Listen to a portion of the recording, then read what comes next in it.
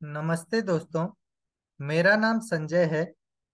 आज हम कक्षा 12 के रसायन विज्ञान का अध्याय 1 जो कि है विलयन, पार्ट थर्ड के विषय में अध्ययन करेंगे। इस वीडियो में हम जो टॉपिक पढ़ने वाले हैं वो इस प्रकार हैं: ठोसों की द्रव में विलेयता एवं गैसों की द्रव में विलेयता। तो सबसे पहले हम देख लेते हैं ठोसों की द्रव में विलेयता।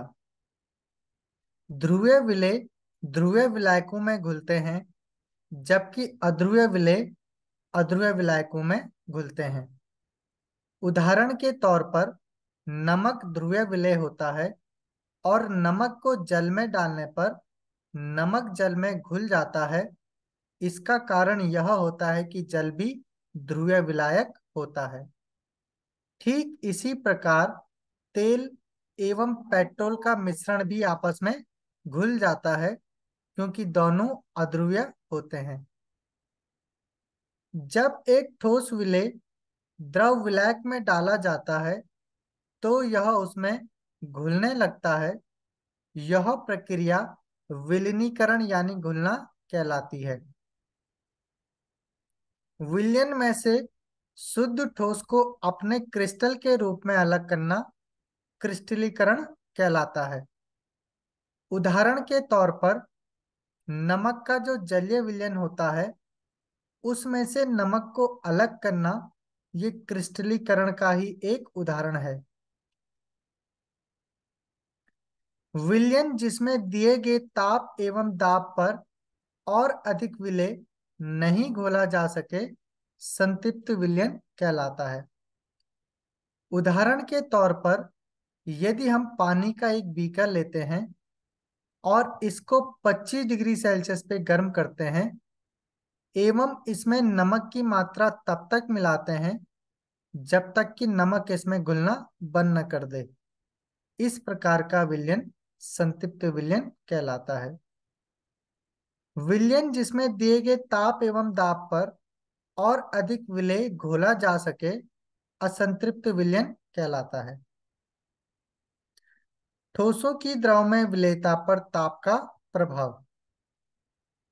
ले सातेलिए के नियमानुसार यदि अभिक्रिया ऊष्माक्षेपी हो तो ताप बढ़ने पर ठोसों की द्रव में विलेयता कम होती है। ऊष्माक्षेपी अभिक्रिया का अर्थ होता है वह अभिक्रिया जिसमें उत्पाद के साथ साथ ऊष्मा का भी निर्माण होता है। तो इस प्रकार की अभिक्रिया में यदि हम ताप बढ़ा दें तो ठोसों की द्रव में विलेयता कम हो जाएगी। यदि अभिक्रिया ऊष्मा शोषी हो तो ताप बढ़ने पर ठोसों की द्रव में विलेयता अधिक होती है। ऊष्मा शोषी अभिक्रिया का अर्थ होता है वह अभिक्रिया जिसमें उत्पाद को बनाने के लिए ऊष्मा की आवश्यकता होती है। तो इस प्रकार की अभिक्रिया में ताप बढ़ने पर ठोसों की द्रव में विलेयता भी बढ़ जाती है। ठोसों की द्रव में विलेयता पर दाब का प्रभाव। ठोसों की द्रव में विलेयता पर दाब का कोई सार्थक प्रभाव नहीं होता। ऐसा इसलिए होता है क्योंकि ठोस एवं द्रव अत्यधिक असंपीड्य होते हैं। असंपीड्य का अर्थ होता है यदि हम ठोस एवं द्रव पर दाब आरोपित करें तो उनके जो कण होते हैं वो संकुचित नहीं होते हैं एवं दाब परिवर्तन के साथ सामान्यतः अप्रभावित रहते हैं।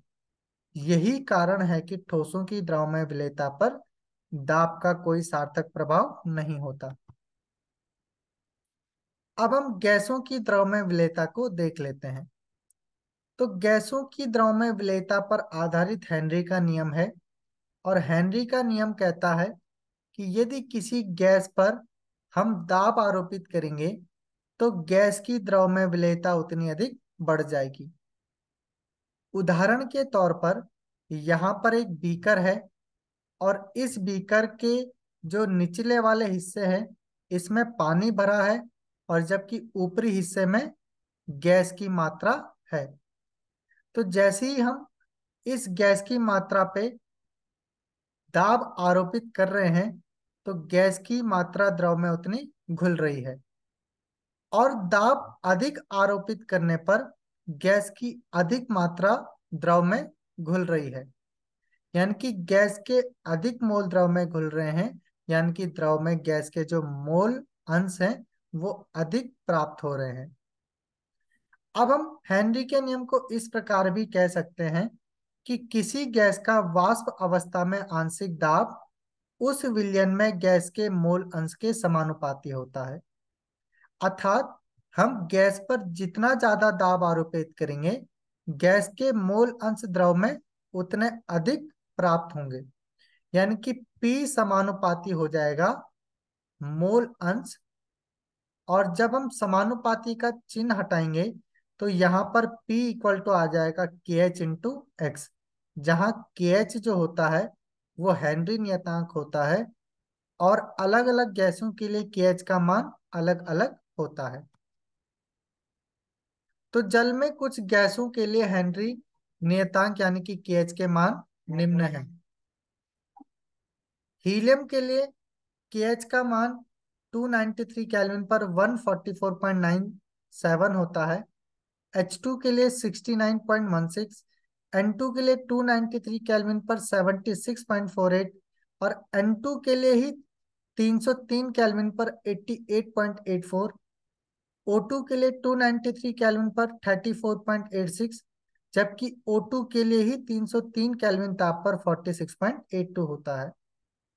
ठीक इसी प्रकार आर्गन के लिए 298 केल्विन पर 40.3, CO2 के लिए 1.67, फॉर्मेल्डिहाइड के लिए 1.83 इंटू 10⁻⁻5, मीथेन के लिए 0.413 और वाइनिल क्लोराइड के लिए 0.611 होता है।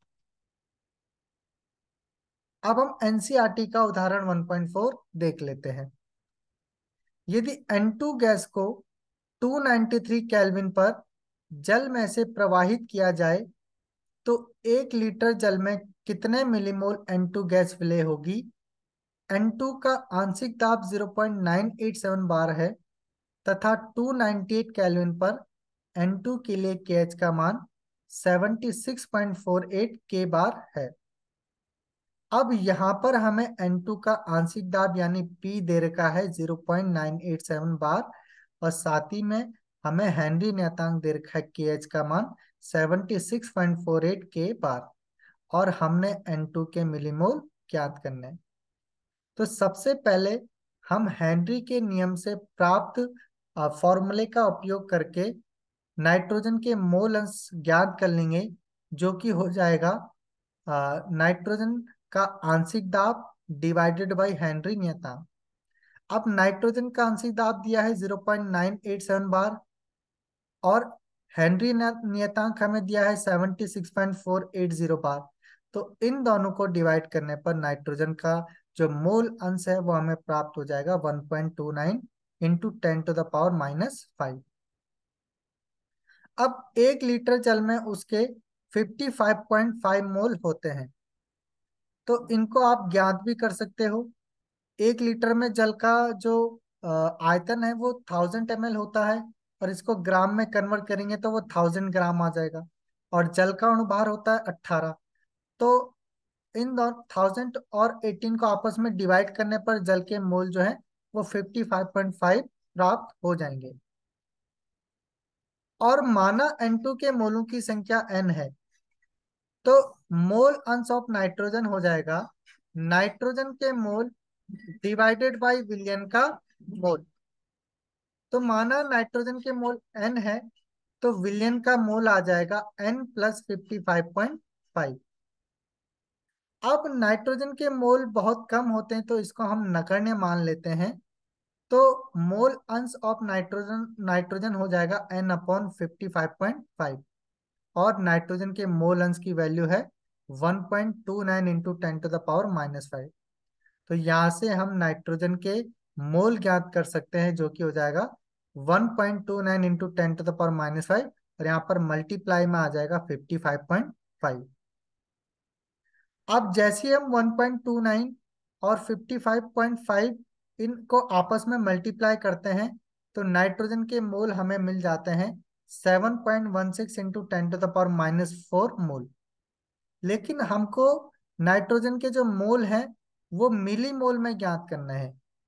तो मोल को मिली मोल में कन्वर्ट करने के लिए हमें इसे 1000 से मल्टीप्लाई करना पड़ेगा। तो अगर हम 7.16 इंटू 10⁻⁻⁴ को 1000 से मल्टीप्लाई कर देंगे तो नाइट्रोजन के मिलीमोल हमें मिल जाएंगे 0.716 मिलीमोल। अब हम हेनरी के नियम के अनुप्रयोग को देख लेते हैं। तो हेनरी के नियम का पहला अनुप्रयोग है सोडा जल एवं शीतल पेयों को CO2 की विलेयता बढ़ाने के लिए बोतल में CO2 को अधिक दाब पर बंद किया जाता है। तो सोडा जल हो गया या कार्बनिक विलायक हो गया, तो इनको शीतल यानी कि ठंडा करने के लिए हम CO2 को क्या करते हैं, उच्च दाब पर इनमें पैक करते हैं, क्योंकि CO2 जो होता है वो कार्बनिक विलायकों को शीतल करने का काम करता है। गहरे समुद्र में श्वास लेते हुए गोताखोर द्वारा श्वास लेने के लिए उपयोग किए गए जाने वाले टैंकों में हीलियम मिलाकर तनु की गई वायु को भरा जाता है। तो जो समुद्री गोताखोर होते हैं जब वो गहरे पानी में गोताखोरी करते हैं तो गहरे पानी में दाब अधिक होने के कारण जो उनके टैंक है इनमें जो नाइट्रोजन गैस होती है वो गोताखोर के ब्लड यानी कि रक्त में घुल जाती है। और जैसे ही गोताखोर पानी से बाहर आता है तो वैसे ही उस पर जो दाब होता है वो हट जाता है और नाइट्रोजन जो उसके रक्त में घुल चुकी है वो भी बाहर आने का प्रयास करती है।